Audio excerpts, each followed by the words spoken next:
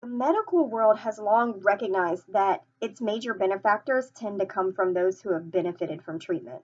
So, a person who's fresh from a serious operation and they're pleased with the outcome, they can't help but be interested in the hospital and the people who've made that miracle happen. And who better to solicit the money for the new surgical ring, right?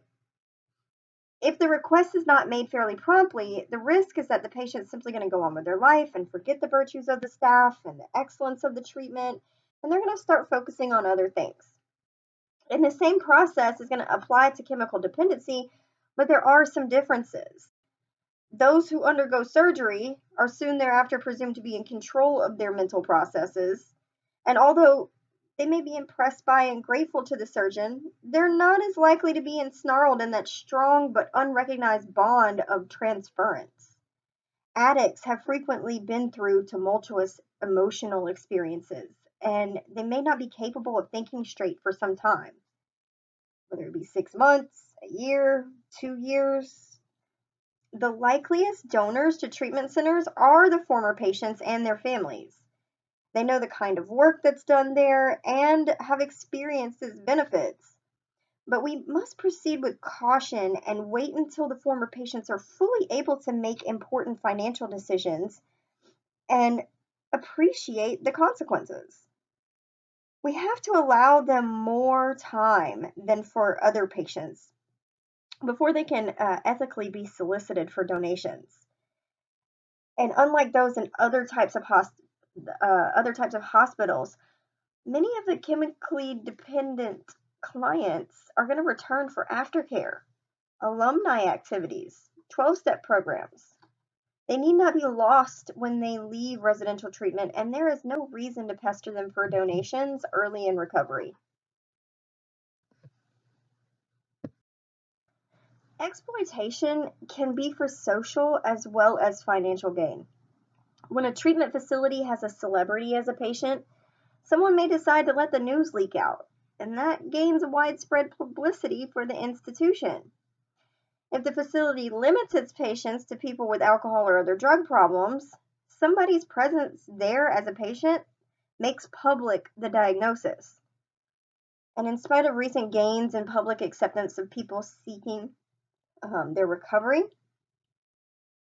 such as they're blackmailed into believing that it's a personal duty to diminish this stigma by permitting the media to kind of reveal that they are still in or have been freshly discharged from a particular treatment facility, and to imply that others may also recover from treatment there. While one can certainly make the case for coming out of the closet in a variety of situations, this is not a decision that should be made impulsively or without consideration of long range effects or on the other family members or colleagues or their career. There is a little problem with people who 2 to 3 years after treatment decide the time is right and who wish to make this experience public.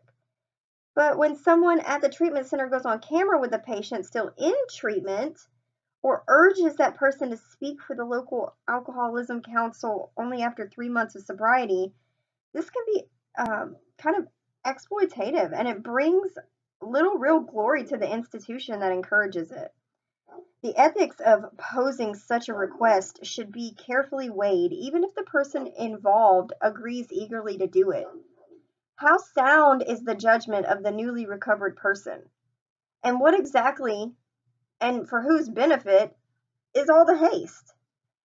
AA and other 12-step group members might ponder for months over when and how to break anonymity, and they're careful to let each member decide this matter according to individual circumstances. Very few regret having waited. Many more wish they had been a little less hasty. The most difficult of all is the question of social contact between the counselor and the patient, when the concerns are not the more clear cut cash register or principles above personalities issues that we discussed previously. Regardless of legal definitions of sexual harassment or court rulings, there is an ethical demand that we take a hard look at the psychological harm that's done to patients when professional trust is violated. Whether there's a mutual consent or even seduction by the patient, the therapist is still fully responsible for what happens. State accrediting boards and associations need to get tough on offenders and not be swayed by the good old boy approach from a few decades ago. So while we're taking care to protect the rights of the accused and holding one innocent until proven guilty in the best of American legal tradition, investigations of complaints need to be prompt and thorough, and professionals at all levels need to be willing to blow the whistle on a colleague, putting professional integrity above personal friendship or cowardice or indifference. The extremes are fairly easy to recognize. So, should a counselor enter into a dating or sexual relationship with a patient in treatment? The ethical codes of all helping professions absolutely forbid this. Is such a relationship all right 2 weeks after treatment has ended? No. Well, what about 6 months? A year? 2 years? Ever? Is the transference phenomenon one that's going to disappear after a certain length of time, or does it remain forever? Can the helper or the helpee relationship be neutralized by time and insight so that the counselor is perceived as just one more person and not expected to be the parent or the caretaker or the expert? Can the counselor in turn stop expecting continuing gratitude and adoration from the former patient, who that counselor may see as his or her own creation rather than just as a lover? And why is a former patient the only one with the special magic to catch the counselor's heart? What's really happening?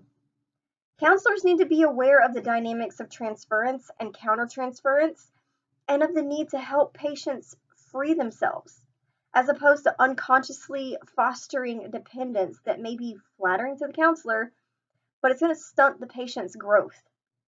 Counselors have to be trained in how to handle the separation anxiety and how to terminate relationships gracefully. This is going to be a problem in all the helping professions, even among psychiatrists, who are generally trained to recognize and resolve countertransference issues. So the American Psychiatric Association, they struggled between two ethical positions: to recommend a waiting period of perhaps 2 years of no contact, or to forbid absolutely all romantic entanglements whatsoever between a therapist and a former patient. They finally decided to recommend no sexual relationship regardless of time, no phone calls, no Christmas cards, nothing. It was a difficult but a wise decision with which I concur. After some initial reluctance of appearing too rigid on the issue, experience shows that such relationships are rarely, if ever, healthy. So one reason why social and sexual contacts with former patients are more complex in the addiction field than those faced by most mental health professionals, it's going to lie in the nature of the illness itself. So mutual help groups where socializing might occur and where there's often no facilitator, this may compound the problem further. So after a variable period of time, most addicts who remain abstinent from alcohol or other drugs do recover. And their behavior during active addiction may have been outrageous, but with time, they can become well. Addiction counselors are well aware of this, and they believe in full recovery and communicate this basic belief to their patients because they know it's true.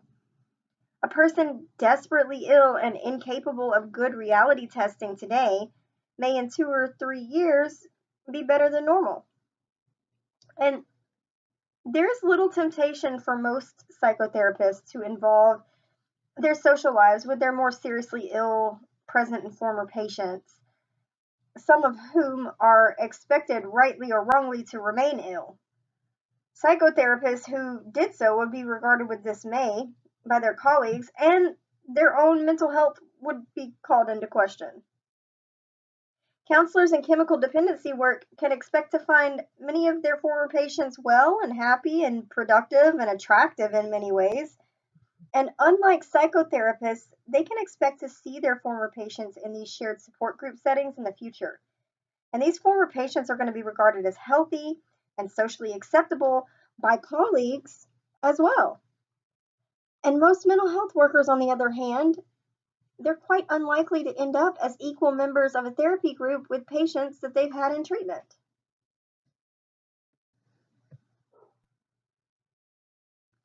The world of AA and others 12-step support groups, this can also present some relationship puzzles. Some treatment facilities have actually required AA members on their staff to sponsor their own patients. This is a risky merging of two very different roles that are, at best, not easy to keep separate. The AA, NA, Al Anon communities, they're fairly limited in size. Even in large cities, the counselors often find themselves sharing an AA group with a former or present patient, and they have to decide how self revealing they can be in this situation.